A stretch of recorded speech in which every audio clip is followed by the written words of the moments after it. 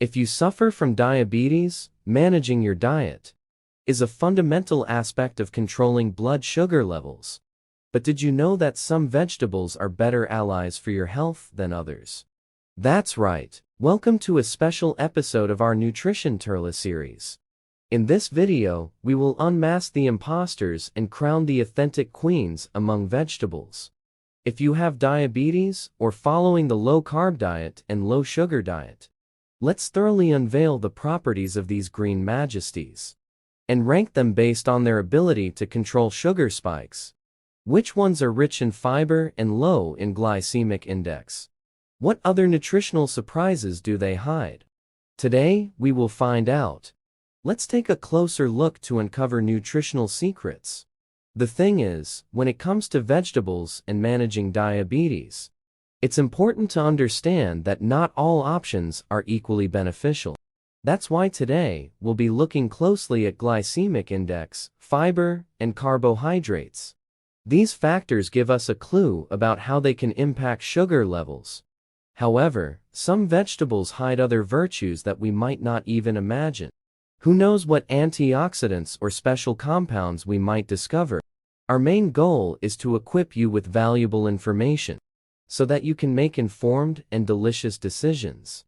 So, to help you make the best selections, we've categorized vegetables into 5 tiers, based on their nutrition profiles and glycemic impact. Topping the charts are the superfoods, true nutrient powerhouses, thanks to their low carbohydrate content and high fiber, making them exceptional allies for stable sugar level control. In the excellent tier, you'll find those with antioxidant and anti-inflammatory properties that not only aid in glycemic control, but also contribute notable overall health benefits. Then, in the good tier, we include starch-free options rich in vitamins, minerals, and fiber that don't cause a sudden spike in sugar levels. Next, under consume cautiously, we group those with slightly higher levels of natural sugar, emphasizing the importance of moderation. Finally, at the lowest tier, the limited consumption tier, we gather those high in starch and recommend consuming them in small portions, on special occasions, accompanied by protein and fats.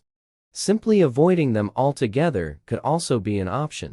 Before we begin selecting vegetables for these categories, it's important to note that all data presented refers to standardized 100 gram amounts. This way we can compare more accurately between each one, and to be fair and objective. But before we dive in, I want to hear from you. What's your favorite veggie and in which category do you think it will appear? Let's start with spinach. This dark, leafy green may not be particularly appealing to many due to its bitter taste. However, what it may lack in texture and flavor, it more than compensates for in nutrients. It is one of the best choices for those with diabetes. The key highlight of spinach is its high fiber content, making digestion slower and preventing sudden spikes in sugar levels. Not to mention, it's packed with nutrients like folic acid, iron, and calcium along with antioxidants. What is more, spinach has a low glycemic index of around 15 and a minimal amount of carbohydrates, making it a great ally in keeping your glucose levels in check. In fact, you can enjoy it in generous portions without worrying about messing with your blood sugar. So, even if it is not everyone's favorite, its impressive nutritional profile truly earns its superfood status. Brussels sprouts. These little guys bring a solid dose of fiber to the table, making them handy for keeping glucose levels in check. Unlike some other veggies that pack more starch, with a low glycemic index of 15, similar to spinach, Brussels sprouts can be consumed freely by those living with diabetes, thanks to being low in carbs but loaded with fiber, vitamins, and minerals. All these nutritional components combined with their low GI work together to stabilize blood sugar levels after meals. Moreover, Brussels sprouts come with extra nutrients and antioxidants like alpha-lipoic acid, which studies suggest might lend a hand in improving insulin resistance. While they're pretty versatile in the kitchen, it is crucial not to overcook them, as that could strip away some of their vitamins and minerals. Still, there is solid allies for those with diabetes. And that's why I'm slotting them into the excellent choices category. Winter squash is delicious, but we need to be a bit cautious with it. In a 1-cup serving, you will find between 10 to 19 grams of total carbohydrates. The good news is that it is also packing 2 to 3 grams of fiber per serving, which is great for keeping blood sugar in check. Winter squashes are loaded with vitamins A, C, B6, and K, plus minerals like manganese, copper, and folic acid. However, with a medium glycemic index of 51, it does have a moderate impact on blood sugar after eating. So, while it brings in some fantastic nutrients, its carb content puts it in the consume cautiously category for people with diabetes. Integrating 1 or 2 cups into your weekly routine, paired with some protein and healthy fats, can work well. Let's talk about zucchini. Can a food be as good and versatile as this? With just 3 grams of carbs per cup when cooked, it becomes an awesome low-starch alternative to pasta. Its low GI of 15, similar to spinach and Brussels sprouts, means it helps stabilize blood sugar levels and steer clear of abrupt spikes after meals. Even better, the fiber in zucchini might even help improve insulin sensitivity. And with its super low carb levels, zucchini offers up plenty of healthy choices for people with diabetes. It earns its spot in the superfood category for this condition. Snacking on nicely roasted corn can be tempting, but is it safe for people with diabetes? Well, I have some bad news for you. While it does have carbohydrates that put it moderately high on the glycemic index, its major concern lies in its high starch content. Eating corn can raise blood sugar. So, individuals with diabetes need to monitor quantities and how it's prepared. Just a quick reminder, in this series, corn is referred to as a vegetable. While botanically a grain, corn is commonly used as a vegetable in culinary contexts, especially when harvested young and tender.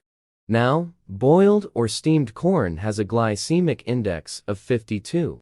But it's sneaky because its mild taste might make you unintentionally go overboard. Things like corn, cakes, or canned corn crank up the wrist by bringing in extra calories and fat. On the flip side, fresh or roasted corn on the cob is a better choice since it's less processed. But remember, its high glycemic index advises against excessive consumption.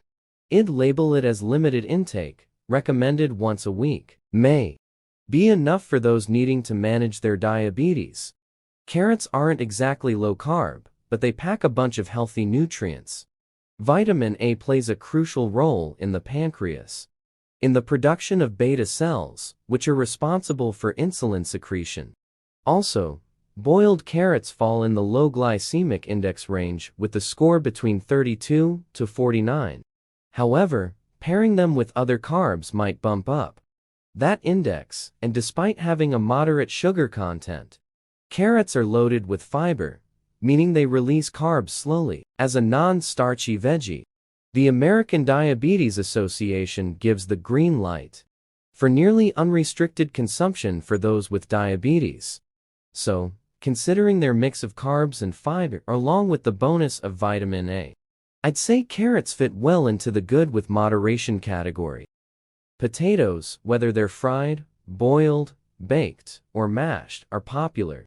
But it's a good idea to keep their consumption in check if you're dealing with diabetes, even though they bring in a good dose of potassium, B vitamins, and fiber in the skin like other starchy foods. They can mess with your blood sugar levels. White potatoes contain a high proportion of carbohydrates, increasing the risk of type 2 diabetes, and potentially impacting those already diagnosed. It is best to steer clear of the loaded options like French fries, potato chips, and other dishes swimming in fats. While people with diabetes can still have potatoes, it is a good call to limit them given their high GI of 82. I'm not saying you must cut them out completely, but Paying attention to portions and how they're prepared is key. That is why I throw them into the limited intake recommended category. Let's talk about sweet potatoes now, the cousins of white potatoes. But with a few perks, like regular potatoes, sweet potatoes do pack some carbs. However, what sets them apart is their high fiber content and lower glycemic index, which typically ranges from 44 to 91 depending on variety and cooking methods. This means they have a smaller impact on glucose levels compared to white potatoes. They are also rich in vitamin A, bringing in some key nutrients. When it comes to cooking them, boiling is the way to go. It gives them the lowest glycemic index and won't cause those quick spikes and blood sugar. But remember, they still contain carbs that can affect blood sugar levels. It is a good idea to keep an eye on how much you're having. That is why sweet potatoes fall into the consume cautiously category. Celery rich in potassium, calcium, and antioxidants like vitamin C and beta-carotene. It also contains fiber and very low levels of digestible sugars. Chewing on celery sticks is unlikely to cause any big swings in your glucose levels, thanks to its fiber and low glycemic index of 15.